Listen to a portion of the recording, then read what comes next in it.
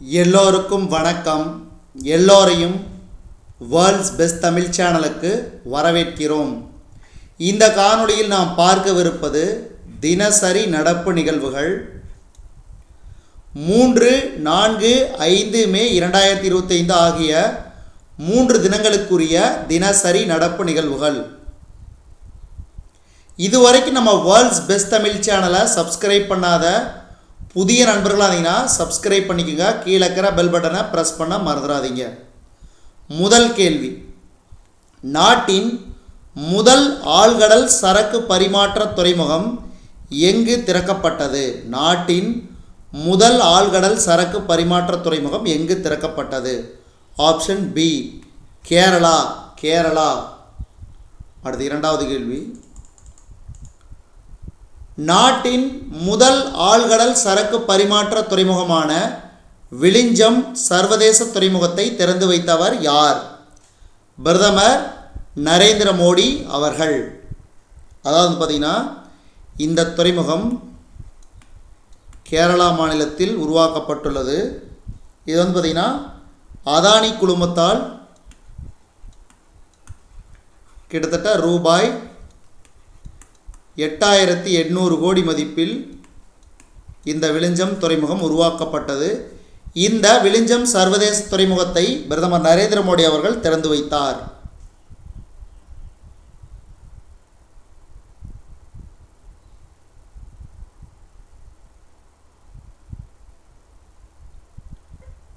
இந்த விழிஞ்சம் சர்வதேச துறைமுகம் திறப்பு விழாவில் கேரள ஆளுநர் ராஜேந்திர விஸ்வநாத் அர்லேக்கர், கேரள முதல்வர் பினராயி விஜயன், அதே மாதிரி திருவனந்தபுரம் காங்கிரஸ் எம்பி சசி தரூர் உள்ளிட்டோர் பங்கேற்றனர் என்பது குறிப்பிடத்தக்கது. அடுத்து மூன்றாவது கேள்வி,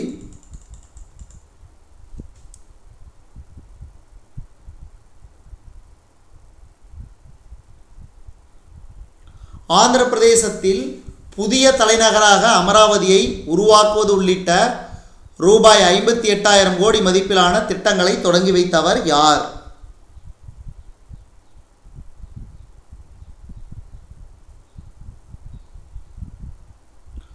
ஆந்திர பிரதேச மாநிலத்தில் புதிய தலைநகராக அமராவதியை உருவாக்குவது உள்ளிட்ட ரூபாய் 58,000 கோடி மதிப்பிலான திட்டங்களை தொடங்கி வைத்தவர் பிரதமர் நரேந்திர மோடி அவர்கள். அதாவது பார்த்தீங்கன்னா அமராவதியில் நடைபெற்ற நிகழ்ச்சியில் தலைநகரில் அமைய உள்ள உள்கட்டமைப்புகள், தேசிய நெடுஞ்சாலைகள், ரயில்வே திட்டங்கள், பாதுகாப்புத்துறை சார்ந்த உள்கட்டமைப்புகள் உள்பட மொத்தம் 94 திட்டங்களுக்கு பிரதமர் நரேந்திர மோடி அவர்கள் அடிக்கல் நாட்டினார். இந்த நிகழ்ச்சியில் ஆந்திர பிரதேச மாநில முதல்வர் சந்திரபாபு நாயுடு, துணை முதல்வர் பவன் கல்யாண் ஆகியோர் கலந்து கொண்டனர்.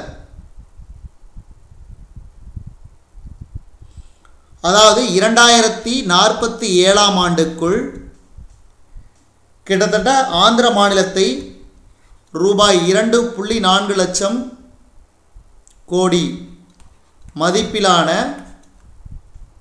பொருளாதாரத்தை மாற்றுவதற்கு தெலுங்கு தேச தலைமையிலான தேசிய ஜனநாயக கூட்டணி அரசு இலக்கு நிர்ணயித்துள்ளது குறிப்பிடத்தக்கது. அடுத்து இதில் உள்ள செய்தி, அதாவது தமிழ்நாடு மாநிலத்தில் தெருநாய்களை கட்டுப்படுத்த 9 அம்ச செயல் திட்டங்களை நடைமுறைப்படுத்த முதலமைச்சர் மு.க. ஸ்டாலின் அவர்கள் உத்தரவிட்டுள்ளார். அடுத்த கேள்வி, நான்காவது கேள்வி, ஆஸ்திரேலிய நாட்டின் புதிய பிரதமராக மீண்டும் தேர்வு செய்யப்பட்டவர் யார்? ஆஸ்திரேலிய நாட்டின் புதிய பிரதமராக மீண்டும் தேர்வு செய்யப்பட்டவர் யார்? Option C, Anthony Albanese. அடுத்தது, அங்கோலா ஆயுதப்படைகளுக்கு இந்தியா எத்தனை கோடி டாலர் கடனுதவி வழங்க உள்ளது? இதுக்கு சரியான விடை 20 கோடி டாலர். அடுத்த ஆறாவது கேள்வி, நாட்டில் முதல் முறையாக மரபணு திருத்தம் செய்யப்பட்ட 2 நெல் ரகங்களை அறிமுகப்படுத்தியவர் யார்? மத்திய வேளாண் துறை அமைச்சர் சிவராஜ் சிங் சௌஹான். அதாவது TRR 100 மற்றும் பூசா TST ரைஸ் 1 என்ற 2 நெல் ரகங்களை அறிமுகப்படுத்தினார் விவசாயத்துறை அமைச்சர் சிவராஜ் சிங் சௌகான், மத்திய வேளாண் துறை அமைச்சர்.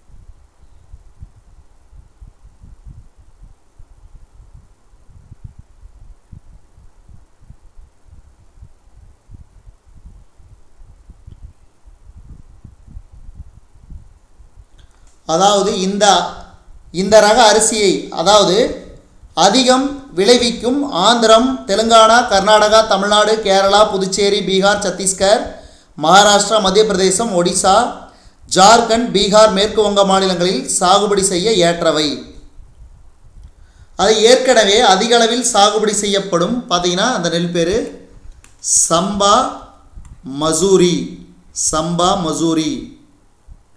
அதே மாதிரி MTU 110 இந்த ரக அரிசி ஏற்கனவே சாகுபடி செய்யப்பட்டு வருவது. இந்த வகையில் இந்த புதிய வகை நெல் ரகங்கள் மரபணு திருத்தம் செய்யப்பட்டுள்ளன.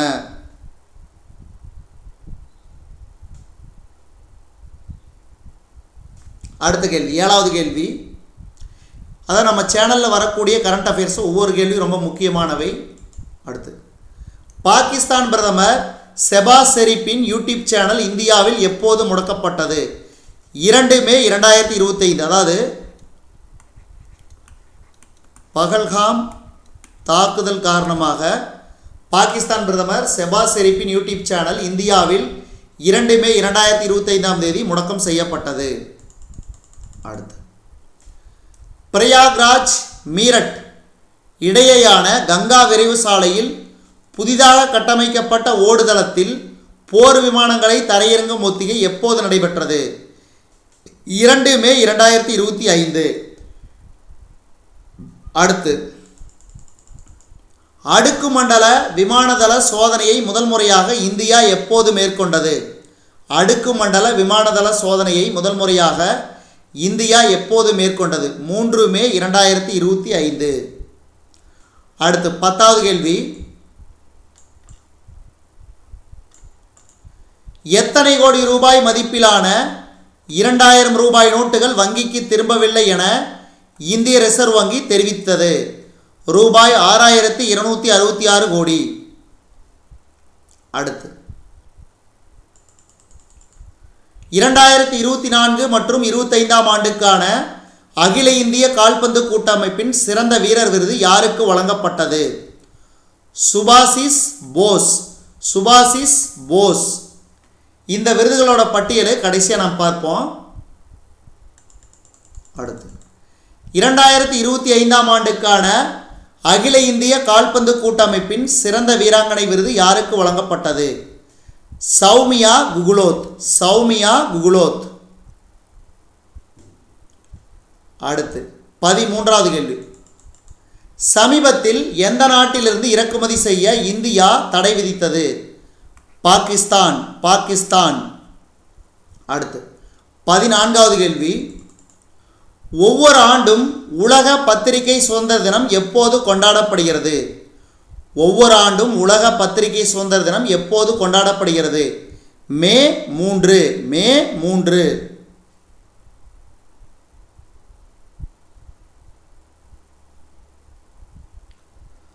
அதே மாதிரி மத்திய உள்துறை அமைச்சர் அமித்ஷா அவர்கள் தில்லியில் 1008 சமஸ்கிருத உரையாடல் அமர்வுகளில் நிறைவு விழாவில் கலந்து கொண்ட அவர் அநேக இந்திய மொழிகளுக்கு தாய் சமஸ்கிருதம் என்று தெரிவித்தார். அடுத்து, 15வது கேள்வி.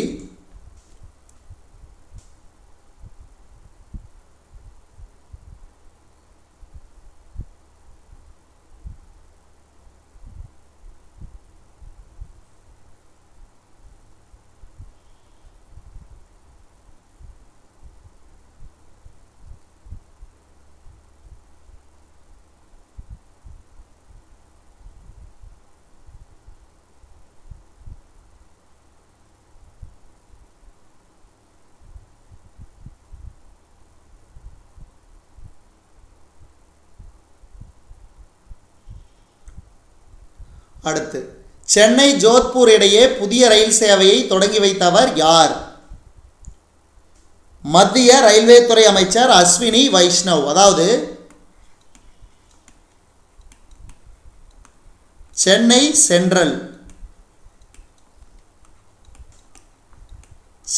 சென்ட்ரல் அதே மாதிரி ஜோத்பூரில் பகத் கி கோதி இடையே புதிய ரயில் சேவையை மத்திய ரயில்வே துறை அமைச்சர் அஸ்வினி வைஷ்ணவ் அவர்கள் தொடங்கி வைத்தார். அதாவது இந்த தொடங்கி வைக்கும் நிகழ்ச்சி எங்கு நடைபெற்றது? மும்பையில். இதில் மத்திய அமைச்சர்கள் கஜேந்திர சிங் செகாவத், முரளிதர் மோகல், எல் முருகன் ஆகியோர் கலந்து கொண்டனர். அதாவது மகாராஷ்டிரம் தமிழ்நாடு மக்களின் நீண்டகால கோரிக்கையை ஏற்று 2 ரயில்களை வழங்கிய பிரதமருக்கு நன்றி. கடந்த 10 ஆண்டுகளில் 1300 ரயில் நிலையங்கள் மறுசீரமைக்கப்பட்டுள்ளன. கிட்டத்தட்ட 34,000 கிலோமீட்டர் ரயில்வே வழித்தடம் மேம்படுத்தப்பட்டுள்ளன. அதேமாதிரி விரைவில் புனே லூனாவாலா இடையேயான புதிய ரயில் சேவையை பிரதமர் நரேந்திர மோடி அவர்கள் தொடங்கி வைக்க உள்ளார். அடுத்து 16வது கேள்வி. மகளிர் அதாவது 2025ஆம் ஆண்டுக்கான மாட்ரிட் ஓபன் டென்னிஸ் போட்டியில் மகளிர் ஒற்றையர் பிரிவில் சாம்பியன் பட்டத்தை வென்ற வீராங்கனை யார்?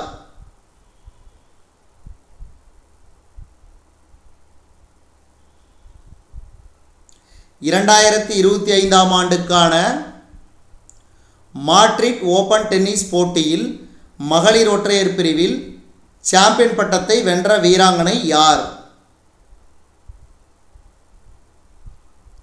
இதுக்கு பார்த்தீங்கன்னா option B Aryna Sabalenka, Belarus நாட்டு வீராங்கனை, பெலாரஸ். இதன் மூலம் பார்த்தீங்கன்னா கிட்டத்தட்ட 20வது சாம்பியன் பட்டமாகும். இவர் வெல்லும் 20வது சாம்பியன் பட்டமாகும். அதிகபட்சமாக அமெரிக்காவின்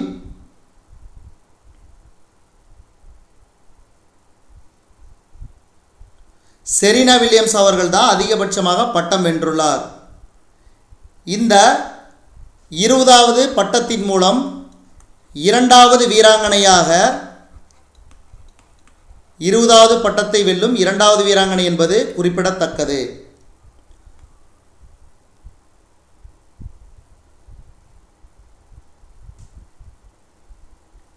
இதில் அரினா சபலென்கா அவர்களுக்கு 9.40 கோடி ரூபாய் பரிசு தொகையாக வழங்கப்பட்டது. அதே மாதிரி இந்த போட்டியில் ரன்னர் அப் கோகோ கவுஃப், இவங்களுக்கு பார்த்தீங்கன்னா 5 கோடி பரிசு தொகையாக வழங்கப்பட்டது. அடுத்தது இதில் இரட்டையரில் வாகை சூடிய கிரனோலர்ஸ் ஜபாலோஸ் இணைக்கு 3.82 கோடி ரூபாயும், அதே மாதிரி ரன்னர் அப்க்கு அரவாலோ பாவிச் ஜோடிக்கு ரூபாய் 2 கோடியும் பரிசு தொகையாக வழங்கப்பட்டது குறிப்பிடத்தக்கது. அடுத்து 7வது கேலோ இந்தியா யூத் விளையாட்டுப் போட்டிகள் எங்கு நடைபெறுகிறது? பீகாரின் தலைநகர் பாட்னாவில். அடுத்து 18வது கேள்வி. தமிழ்நாடு மாநிலத்தில் ஒவ்வொரு ஆண்டும் வணிகர் தினம் எப்போது கொண்டாடப்படுகிறது? மே 5. அடுத்து சமீபத்திய செய்திகளில் இடம்பெற்ற ஸ்ரீ லைராய் தேவி கோவில் எந்த மாநிலத்தில் அமைந்துள்ளது? கோவா. அடுத்து சமீபத்தில் காலமான எம்ஜி பிரியதர்சினி எந்த துறையுடன் தொடர்புடையவர்?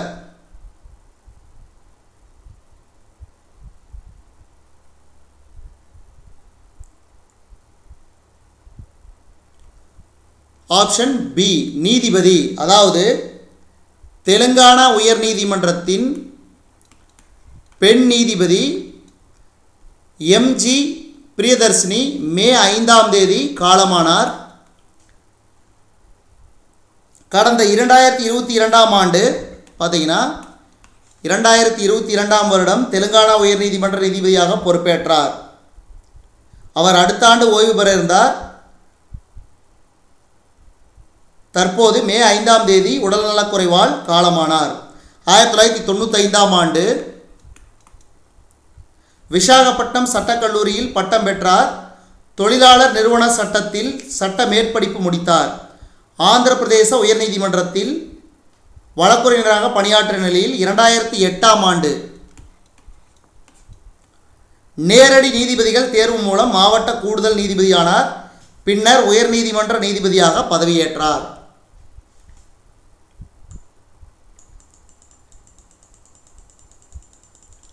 அடுத்து அதாவது இந்த 2024-25ஆம் சீசனுக்கான இந்திய கால்பந்து சம்மேளனத்தின் சிறந்த வீரர் விருது சுபாசிஸ் போஸுக்கும் சிறந்த வீராங்கனை விருது சௌமியா குகுலோத்துக்கும் வழங்கப்பட்டது. அதே மாதிரி இந்திய ஆடவர் கால்பந்து அணியின் டிஃபெண்டராக இருக்கும் சுபாசிஸ் போஸ் தலைமையிலான அணி மோகன் பகான் சூப்பர் ஜெயின்ட்ஸ் இருமுறை ISL பட்டம் வென்றது. சிறந்த வீராங்கனை விருது பெறும் சௌமியா குகுலோத் ஈஸ்ட் பெங்கால் FC அணியின் ஸ்ட்ரைக்கராக இருக்கிறார். சிறந்த ஆடவர் அணி பயிற்சியாளர் விருதை சாம்செட்பூர் FCI அணியின் பயிற்சியாளர் காலித் ஜமீல் அவர்களுக்கு தொடர்ந்து 2வது முறையாக வென்றுள்ளார். அதே மாதிரி சிறந்த மகளிர் அணி பயிற்சியாளராக ஸ்ரீ பூமி அவர்கள் FC பயிற்சியாளர் சுஜாதா கர் தேர்வாகியுள்ளார். அடுத்து அதே மாதிரி நம்பகமான வீரர் விருதை பிரிசன் பெர்னாண்டஸும் அதே பிரிவில் சிறந்த வீராங்கனை விருது தொய் பிசனா சானுவும் வென்றனர். சிறந்த கோல் கீப்பர் விருது ஆடவர் பிரிவில் விஷால் கைத்தும் மகளிர் பிரிவில் பந்தோய் சானுவும் பெறுகின்றனர்.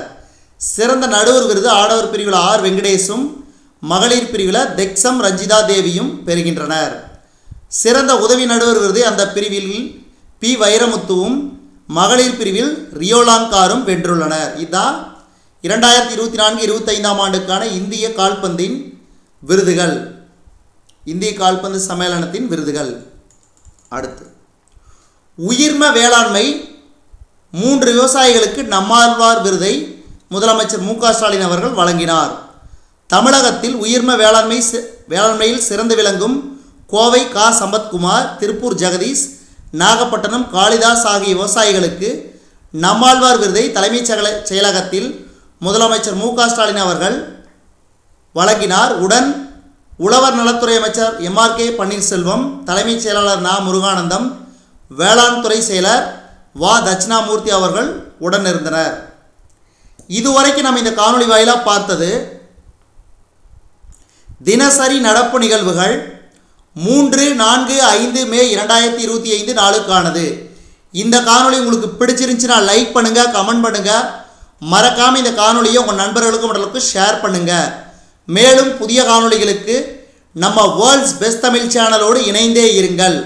தொடர்ந்து நம்ம வேர்ல்ட்ஸ் பெஸ்ட் தமிழ் சேனலுக்கு சப்போர்ட் பண்ணுங்கள். நன்றி, வணக்கம்.